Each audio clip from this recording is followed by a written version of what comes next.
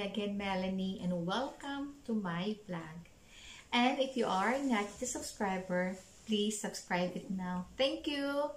And today, I'm going to share with you how I cook my own version of giniling. Yes, it's one of my comfort food. Kaya tara guys, samahan niyo ako. Magluto na tayo ng giniling.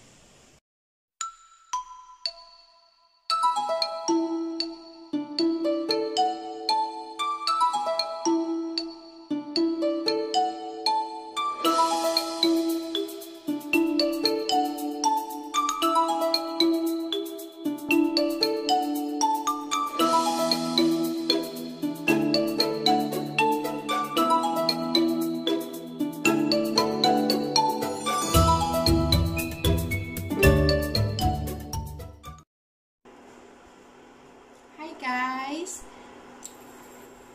magandang umaga sa inyong lahat. Ngayon, magluluto ako ng one of my comfort food, giniling. Okay guys, come on, samahan niyo ako magluto ng giniling for lunch. I have here half kilo of beef. So, palabasin lang natin ng konting mantika. Okay.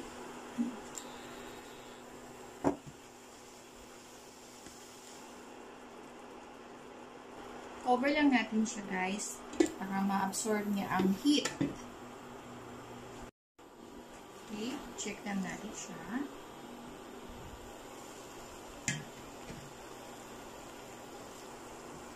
Beef yung ginamit ko guys, about half kilo. Kailangan mo lang siyang i-break ang meat kasi magdikit-dikit sila.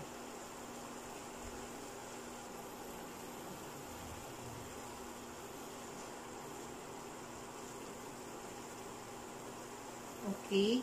Tapos i-low fire lang natin para mahina, mabagal ang pag-ano niya, pag luto ng karne. Kasi kung malakas ang apoy, mag-evaporate yung water, tapos yung karne, hindi ko masyado luto. So, ganun lang guys. Takpan lang natin siya ulit.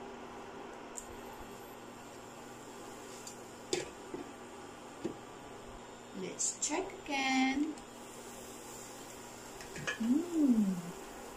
Looking good. Unti-unti na nag-evaporate ang water. So, I have to continue breaking the meats para hindi magdikit-dikit. Ayan guys. Very lean ang ating karne ng baka because wala siya gaanong mantika. So, we have to add a little bit of cooking oil para masaute natin ang ating garlic and onion. So, itatabi lang natin siya dyan.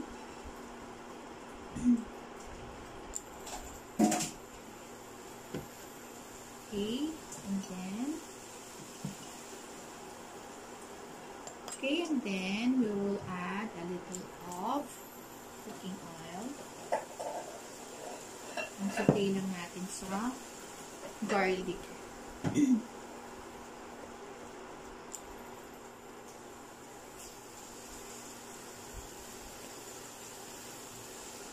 Wait lang natin. So, I have here onions. Pero hindi ko siya uubusin ha. Gagamitin ko pa siya mamaya sa ibang ano ko. Ayan. White or yellow onion ang ginamit ko guys. Kasi mas gusto ko siya kaysa pula.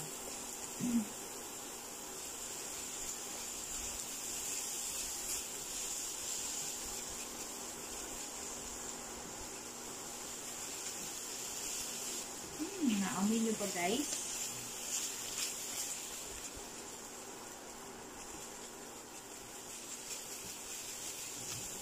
Ayan ang bawang. So, half of this.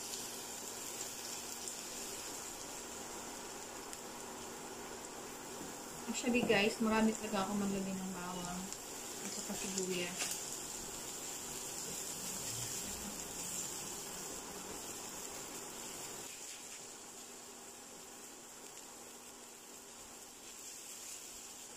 Okay na to, guys.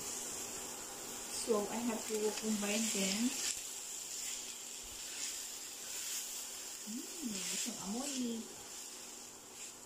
Okay, and now we're going to add the toyo. Now, it adds color.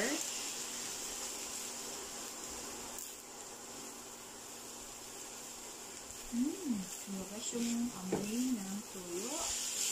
And also, I'm going to add the Knorr seasoning.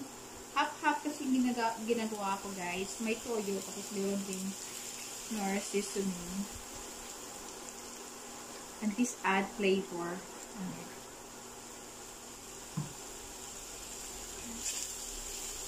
Lalo siyang gumango.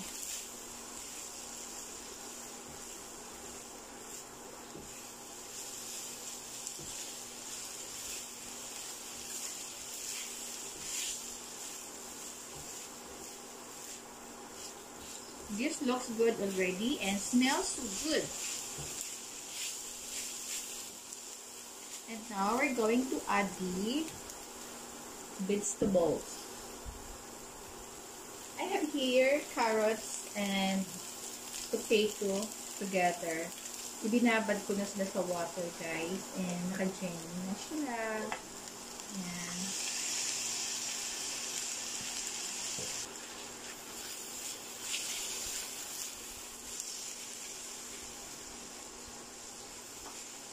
Looking good.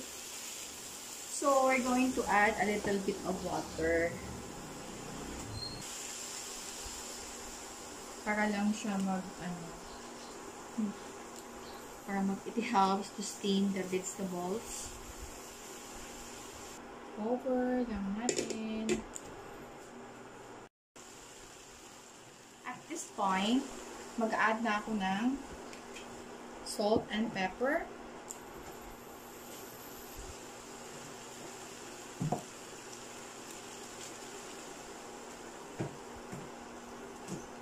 Add the salt and pepper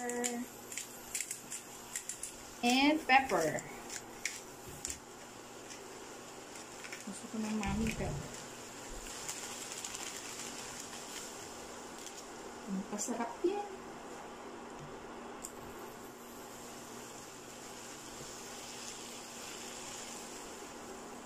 Okay, and then we're going to add the raisins.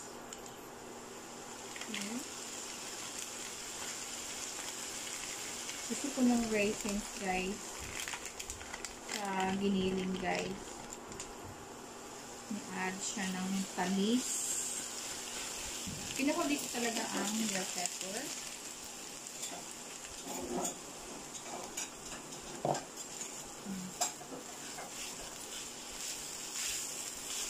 Ayoko siyang madurog. Okay na to, guys. Ipi-plating ko lang siya. Here it is. My comfort food. Giniling. Yes. Simple food. But it makes my tummy happy. Giniling. Thank you for watching. And please don't forget to like, leave comments, and subscribe. Bye! Hi guys! Kakain lang ako. And thank you for watching. And please don't forget to like and leave comments and subscribe. Bye!